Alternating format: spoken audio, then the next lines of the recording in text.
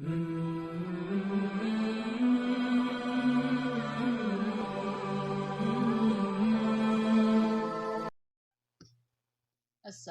علیکم ورحمۃ اللہ وبرکاتہ۔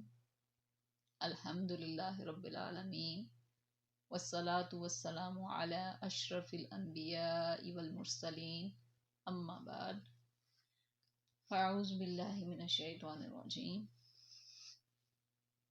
قال اللہ تبارک و تعالی فی القرآن المجید والفرقان الحمید، الف لام میم، ذالک الکتاب لا ریب فیہ ھدی للمتقین الذین یؤمنون بالغیب ویقیمون الصلاۃ ومما رزقناہم ینفقون۔ یہ کتاب ہے، نہیں ہے شک بھی جس کے، ہدایت ہے پرہیزگاروں کے لیے۔ وہ لوگ جو ایمان لائے ساتھ غیب کے اور نماز قائم کرتے ہیں، اور اس چیز سے جو ہم نے ان کو رزق دیا اس میں سے خرچ کرتے ہیں۔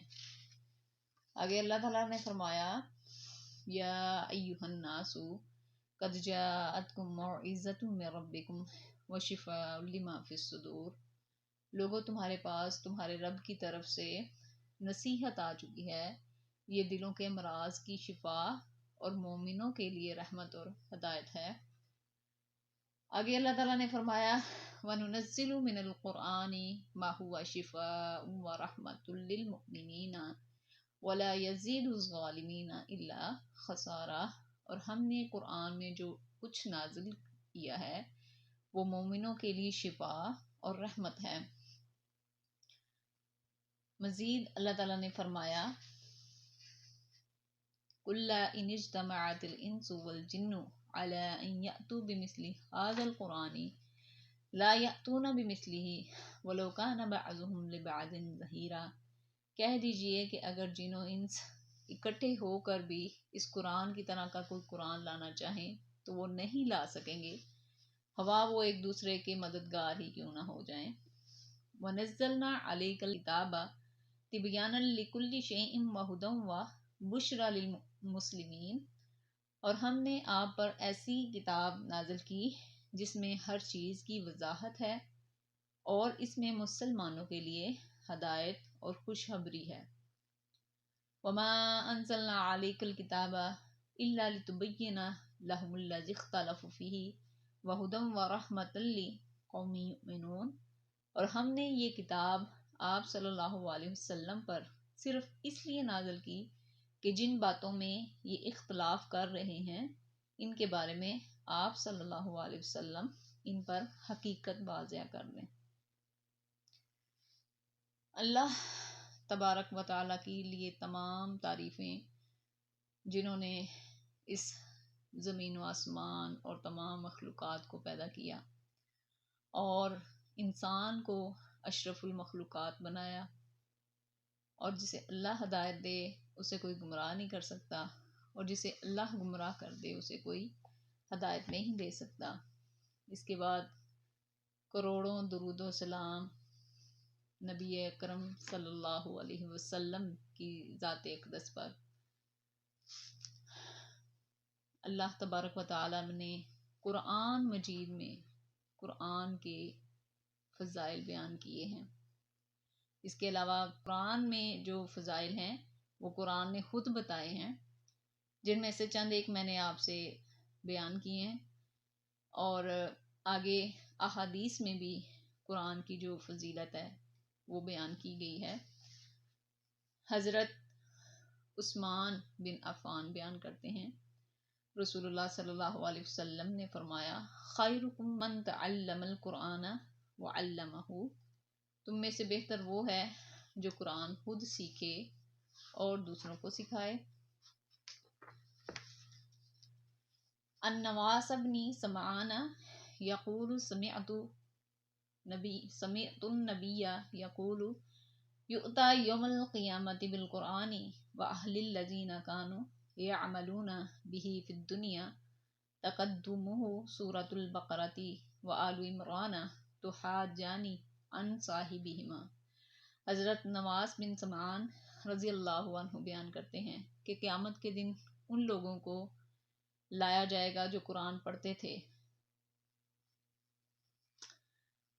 اور اس پر عمل کرتے تھے، یعنی دنیا میں رہ کر اس پر عمل کرتے تھے، تو ان کے آگے آگے سورہ آل عمران اور سورہ بقرہ ہوں گی جو اللہ سے اس شخص کے لیے کی نجات کے لیے جھگڑا کریں گی۔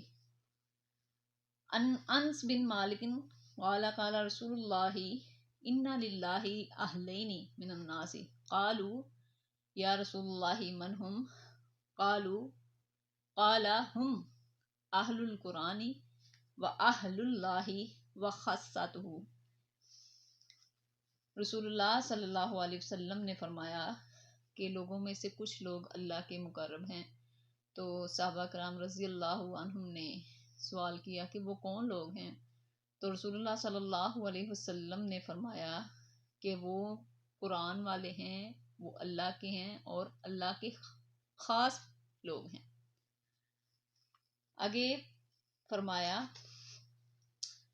ان ابی امامہ رضی اللہ عنہ قال سمعت رسول اللہ صلی اللہ علیہ وسلم یقول قرأوا قرآن فإنہ یأتی یوم القیامۃ شفیعا لأصحابہ، کہ حضرت امامہ رضی اللہ عنہ سے روایت ہے رسول اللہ صلی اللہ علیہ وسلم نے فرمایا کہ قرآن کو کثرت سے پڑھا کرو، یہ قیامت کے دن اپنے پڑھنے والے کے لیے سفارشی بن کر آئے گا۔ اسی طرح مزید احادیث میں نبی اکرم صلی اللہ علیہ وسلم نے قرآن پاک کی فضیلت بیان کی ہے۔ ان عبداللہ بن عمرو عن نبی صلی اللہ علیہ وسلم قال یقال لصاحب القرآن اقرأوا وارتقی ورتل کما کنت ترتل فی الدنیا فإن منزلتک عند آخر آیۃ تقرأ بها۔ عبداللہ بن عمرو رضی اللہ عنہ بیان کرتے ہیں کہ رسول اللہ صلی اللہ علیہ وسلم نے فرمایا قیامت کے دن صاحب قرآن کو کہا جائے گا کہ قرآن کو پڑھتا جا اور جنت کے درجات میں چڑھتا جا، یعنی دنیا میں رہ کر جس طرح تو ٹھہر ٹھہر کر قرآن پڑھتا تھا، اسی طرح قرآن کو ٹھہر ٹھہر کر پڑھ اور تیرا مقام وہ ہوگا جہاں تیری آخری آیت کی تلاوت ختم ہوگی۔ ان انس بن مالک قال قال رسول اللہ صلی اللہ علیہ وسلم۔ تو اسی طرح قرآن اور حدیث میں ہمیں بہت سی فضیلتیں ملتی ہیں اس قرآن ہی کے بارے میں، تو اللہ تبارک و تعالیٰ کا لاکھ لاکھ شکر ہے جس نے ہماری رشد و ہدایت کے لیے قرآن مجید کو نازل کیا، جو اصحاب فکر و تدبر کے لیے رشد و ہدایت اور صراط مستقیم ہے، اور امت مسلمہ کے لیے قرآن مجید ایک مکمل ضابطہ حیات ہے۔ جن لوگوں نے قرآن مجید پر عمل کیا اور اس کے مطابق اپنی زندگی کو گزارا، اللہ تبارک و تعالیٰ نے ان کو دنیا میں رفتوں اور کامرانیوں سے نوازا، اور آج تک ان کا نام روشن ہے، یعنی قرآن پر عمل کرنے کی وجہ سے ان کو یاد کیا جاتا ہے اور قیامت کی دیواروں تک ان کا نام روشن رہے گا۔ اور جن لوگوں نے ان کے برعکس قرآن کی مخالفت کی اور اس کو تضحیک کی نشانہ بنایا، اللہ تبارک و تعالیٰ نے ان کو دنیا میں بھی ذلیل و خوار کیا اور شقاوت ان کا مقدر بنی۔ حضرت عمر رضی اللہ عنہ سے روایت ہے کہ رسول اللہ صلی اللہ علیہ وسلم نے فرمایا ان اللہ یرفع بہذا القرآن بقوم ویضع بها آخرین، کہ اللہ تبارک و تعالیٰ اس قرآن کے ذریعے بہت سے لوگوں کو سرفراز فرمائے گا اور بہت سے لوگوں کو ذلیل و خوار کرے گا۔ تو محترم سامعین کرام، قرآن جو ہے یہ ایک نور، نجات، برہان، سرور قلب اور شفاء لما فی الصدور ہے۔ تو جس نے تو اپنا اوڑھنا بچھونا قرآن کو بنا لیا وہ تو ہدایت پر رہے گا، اور جس نے قرآن کو چھوڑ کر دنیاوی علوم کے پیچھے اپنی زندگی کو بھی اور اپنے وقت کو ضائع کیا تو ضلالت اور رسوائی اس کا مقدر بنی۔ محترم سامعین کرام، قرآن وہ لازوال دولت ہے جس کو اتارنے والا رب العالمین، ارحم الراحمین اور خیر الرازقین ہے، اور جو لانے والا ہے وہ جبریل روح الامین ہے، اور جس پر نازل ہوا وہ رحمت للعالمین ہے، اور جس مہینے میں قرآن نازل ہوا وہ مہینہ تمام مہینوں میں بہترین ہے، اور جس رات کو قرآن نازل ہوا وہ رات تمام راتوں سے مقدس ترین ہے، اور جو امت قرآن کو پڑھتی، سیکھتی، سکھاتی ہے اور اس پر عمل کرتی ہے وہ امت تمام امتوں میں بہترین ہے۔ اللہ تبارک و تعالی نے قرآن مجید میں فرمایا کہ لو انزلنا هذا القرآن على جبل لرأيته خاشعا متصدعا من خشية الله وتلك الامثال نضربها للناس لعلهم يتفکرون، کہ اگر ہم اس قرآن کو پہاڑوں پر اتارتے تو تم دیکھتے کہ یہ پہاڑ اللہ کے خوف سے لرزتے اور کانپتے، اور یہ مثالیں ہیں جو ہم لوگوں کے لیے بیان کرتے ہیں تاکہ وہ فکر کریں۔ تو اللہ تبارک و تعالیٰ نے فرمایا کہ ہم نے اس امانت کو یعنی اس قرآن کو زمین و آسمان اور پہاڑوں کو پیش کیا، لیکن ان سب نے اس امانت کو لینے کا اہل نہ سمجھا، یعنی خود کو اہل نہ سمجھا اس بات کی کہ ہم قرآن کو اٹھائیں۔ تو انسان نے اس امانت کو اٹھا لیا جو بہت ہی ناواقف اور ظالم ہے، کیونکہ زمین و آسمان جو ہیں اور پہاڑ جو ہیں ان کی جو فطرت ہے ان میں ظلم نہیں ہے، یہ ستمگر نہیں ہوتے، یہ کسی پر ظلم نہیں کرتے، اور نہ ہی ان میں جہالت کے جراثیم پائے جاتے ہیں۔ یہ سب چیزیں انسان کی فطرت میں شامل ہیں۔ جس طرح مقناطیس لوہے کو کھینچتا ہے اور لوہا مقناطیس کو کھینچتا ہے، اور مقناطیس کو کوئی اور چیز تو نہیں نہ کھینچتی اپنی طرف، بالکل اسی طرح محبت، یگانگی، رشد و ہدایت کے ساتھ ساتھ ظلم اور جہالت کے جراثیم انسان میں پائے جاتے ہیں۔ تو جس انسان نے تو اس امانت کو اٹھانے کا حق ادا کر دیا وہ تو سب سے اعلیٰ اور افضل اور برتر بن گیا، اور جس نے اس کی نافرمانی کی اور اس کے ساتھ خیانت کی تو وہ تو اللہ تعالیٰ کے دربار میں شیطان سے بھی زیادہ راندا گیا، کیونکہ حضور صلی اللہ علیہ وسلم کی حدیث ہے کہ القرآن حجت لک او علیک، کہ یہ قرآن قیامت کے دن یا تو تیرے حق میں گواہی دے گا یا تیرے خلاف گواہی دے گا۔ تو قرآن کریم اس اللہ کا کلام ہے جو زمین و آسمان کا خالق اور مالک اور ہمارا رب ہے، اور اگر ہم اپنے اللہ کی نعمتیں اور احسان گننا چاہیں تو وہ ہم نہیں گن سکتے۔ ہمارے اللہ نے جو ہم پر احسانات اور نعمتیں کی ہیں نازل، ان کا ہم نہ تو بدلہ لے سکتے ہیں اور نہ ہی اپنے اللہ کی نعمتوں کا شکر ادا کر سکتے ہیں۔ رسول اللہ صلی اللہ علیہ وسلم نے فرمایا کہ اس کائنات میں جو مانوں پر سب سے بڑا اللہ کا احسان ہے وہ ان پر قرآن مجید یعنی ان کو عطا کرنا ہے۔ تو قرآن کریم وہ نعمت ہے کہ اگر ہم اس سے وابستہ رہیں گے تو ہماری دنیا بھی سدھر جائے گی اور ہماری آخرت بھی سدھر جائے گی۔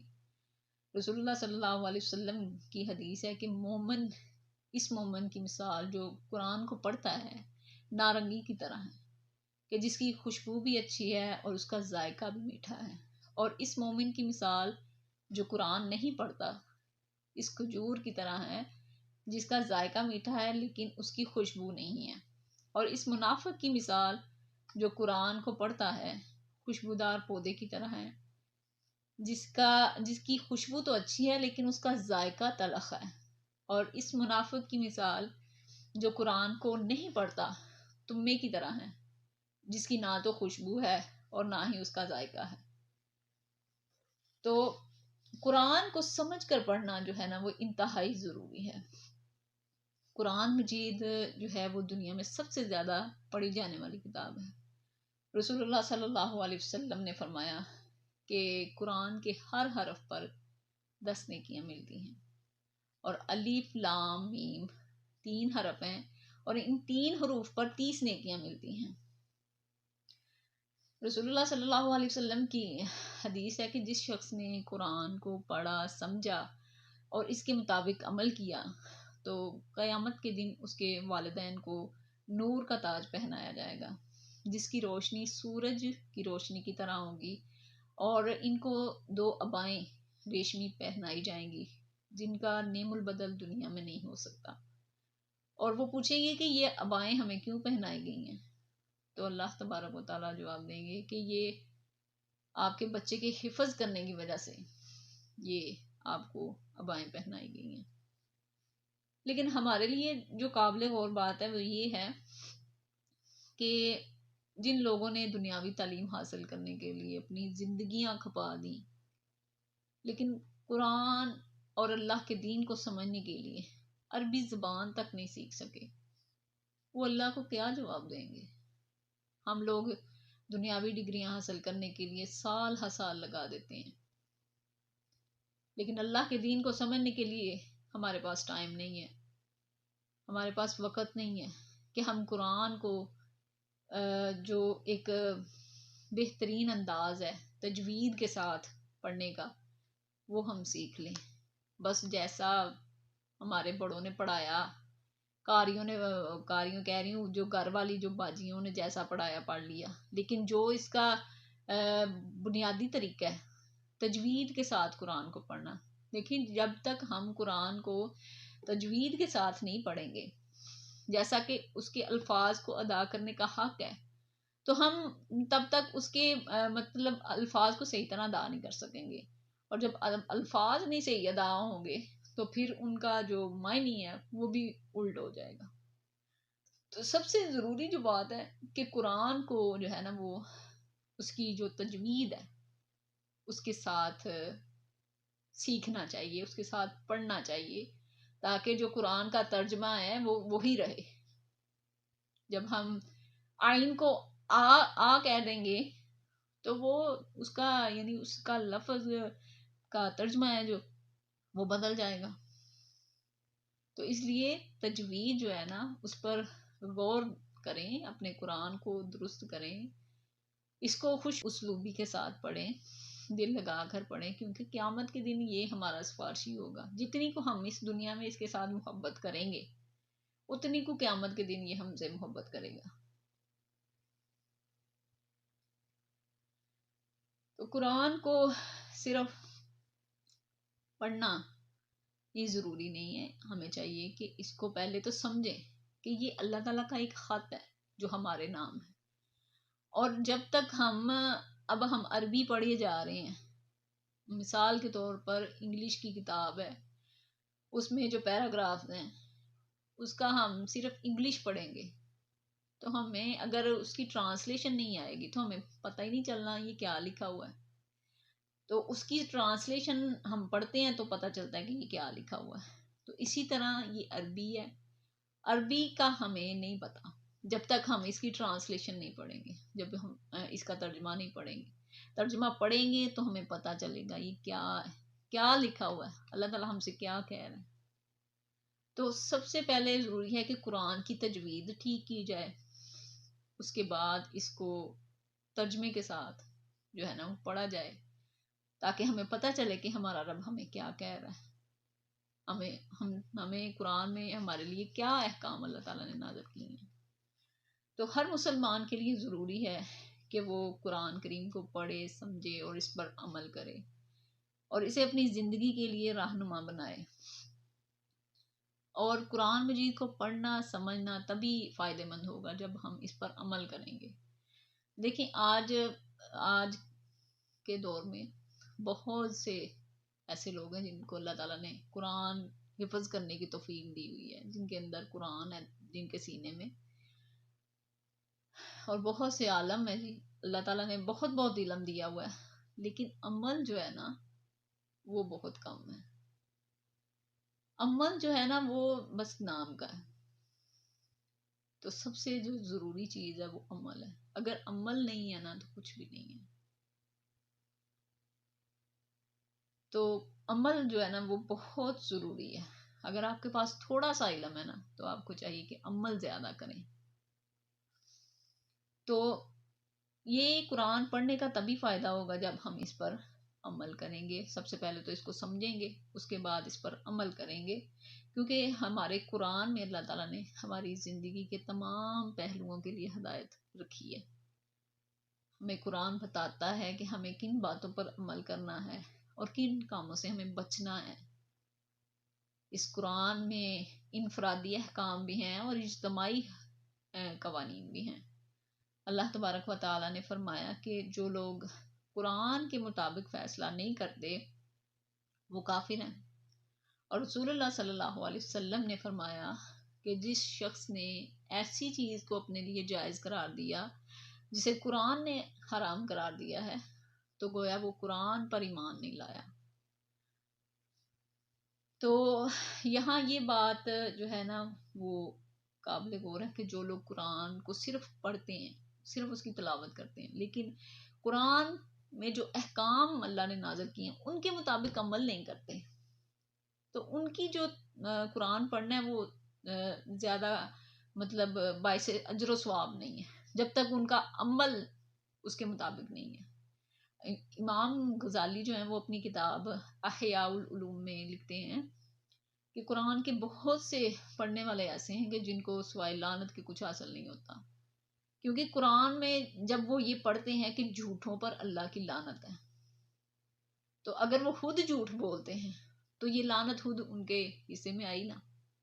اسی طرح اگر ماپ تول میں کمی کرتے ہیں، جو غیبت، چغلی اور چوری، زنا اور تانا دیتے ہیں، حسد کرتے ہیں، جب وہ قرآن خود پڑھتے ہیں تو وہ خود ہی قرآن کی جو دردناک سزائیں ہیں اس کے مستحق ہوتے ہیں.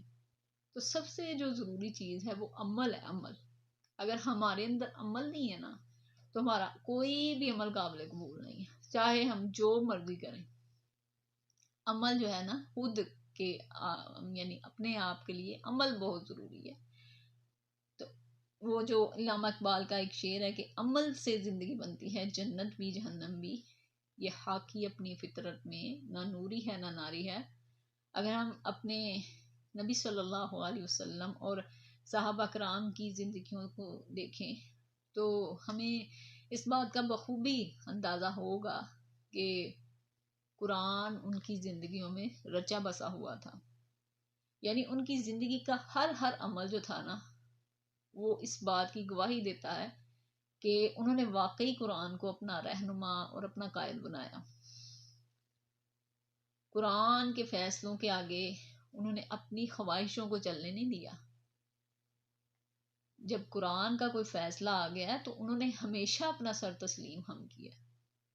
حضرت عائشہ رضی اللہ عنہا سے جب ایک صحابی رضی اللہ عنہ نے آپ صلی اللہ علیہ وسلم کی سیرت کے بارے میں دریافت کیا تو حضرت عائشہ رضی اللہ عنہا نے فرمایا کہ قرآن جو ہے وہ آپ صلی اللہ علیہ وسلم کی سیرت ہی تو تھی. یعنی آپ صلی اللہ علیہ وسلم نے ایسے قرآن کے مطابق اپنی زندگی گزاری گویا کہ آپ چلتا پھرتا قرآن تھے. تو آپ صلی اللہ علیہ وسلم کی جو زندگی ہے وہ ہمارے لیے بہترین نمونہ. قرآن کریم کو پڑھنے، سمجھنے اور اس پر عمل کرنے پر ہی اکتفا نہ کیا جائے. یہ تمام امت مسلمہ خصوصاً جو حاملین کتاب سنت ہیں ان کی یہ ذمہ داری ہے کہ وہ قرآن کو، اس کے پیغام کو تمام انسانیت تک پہنچائیں. کیونکہ اگر یہ ہم فریضہ ادا نہیں کریں گے تو کون ادا کرے گا؟ ہمارے نبی صلی اللہ علیہ وسلم تو اس دنیا سے جا چکے ہیں اور قیامت تک اب کوئی نبی نہیں آئے گا. تو اس لیے تمام امت مسلمہ کی یہ ذمہ داری ہے کہ وہ قرآن کے پیغام کو تمام انسانیت تک پہنچائیں۔ آپ صلی اللہ علیہ وسلم کی زندگی کے دو پہلو تھے، ایک دعوت اور دوسرا جہاد۔